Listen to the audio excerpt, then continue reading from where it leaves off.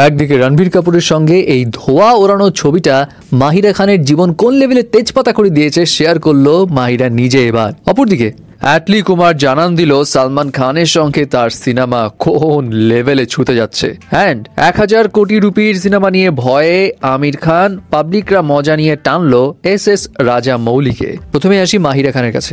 2017 সালে ইউএসএতে রণবীর কাপুর এবং মাহিরা খানের এই ছবিটা খুব ভাইরাল হয়, যেখানে দুজনই মনে সুখে সুখ টান দিচ্ছে। এবং এই ছবিটা নিয়ে মাহিরা খান তখন কোনো কথাবার্তা না বললেও সম্প্রতি তিনি বিবিসির একটা ইন্টারভিউতে জানায় তার এই ছবিটা তার জীবন একদম তেজপাতা করে দিয়েছিল। তিনি বলেন এই ছবির জন্য তাকে প্রতিদিন কাঁদতে হয়েছে। তিনি জানান ওই সময় এই ছবি ভাইরাল হওয়ার পর গুঞ্জন উঠেছিল রণবীরের সঙ্গে তার কিছু একটা চলছে। একে তো তার ডিভোর্স হয়েছিল, তার উপর আবার বাচ্চা একা একা সামলাতে হচ্ছিল, সবকিছু মিলিয়ে আবার এমন একটা নিউজ তার মাথা পুরা খেয়ে ফেলছিল।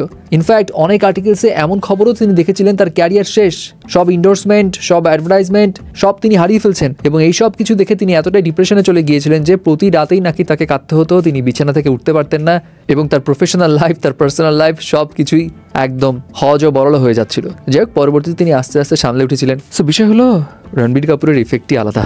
এবার আসা যাক অ্যাটলি কুমারের কাছে। অ্যাটলি কুমার যে সালমানকে নিয়ে তার নেক্সট সিনেমা করবে এটা তো সবাই জানে, এবং অ্যাটলি নিজেও এবার অফিসিয়ালি কনফার্ম করলো যে হ্যাঁ ভাই সিনেমা হচ্ছে, এবং সেই সঙ্গে তিনি কিছু ইন্টারেস্টিং আপডেটও শেয়ার করেন। তিনি জানান সালমান খানের সঙ্গে তার এই সিনেমাটা ভরপুর এনার্জিতে থাকবে এবং সেখানে অ্যাকশনের তো কমতি থাকবেই না, অ্যাট দ্য সেম টাইম এই জায়গাতে সারপ্রাইজেরও কমতি থাকবে না। আমরা এর আগেও জেনেছিলাম এখানে কামাল হাসান অথবা রজনীকান্ত থাকতে পারে, এবং এই বিষয়ে অ্যাটলি জানায় এখনই তিনি কিছু বলছেন না, তবে কাস্টিং নিয়ে বড় রকমের সারপ্রাইজ আছে। এবং তিনি বলেন আমি একটা বিষয়ে বলতে পারি, আমার এই সিনেমা ইন্ডিয়ার মধ্যে সবচাইতে প্রাউডেস্ট সিনেমা হবে এবং খুব শীঘ্রই সেরার থেকে সেরা একটা অ্যানাউন্সমেন্ট আসবে। বাপরে বাপ, সবকিছু মিলে তো মনে হচ্ছে অ্যাটলির এই সিনেমা জওয়ানকে একদম টপকিয়ে যাবে। অপরদিকে আমির খান, যে বলা যায় সিনেমা থেকে একদমই ব্রেক নিয়েই নিয়েছে, এবার তারপরেও তার মাঝে মধ্যে অনেক রকম খবর আসে। এবং আমির খান 2018 সালে 1000 কোটি রুপি বাজেটের সিনেমা মহাভারতের অ্যানাউন্সমেন্ট দিয়েছিল, যেই মুভির আপডেট এখনো আসেনি, শুটিংও শুরু হয়নি। এবং এই বিষয়ে আমির খান জানায় সে আসলে এই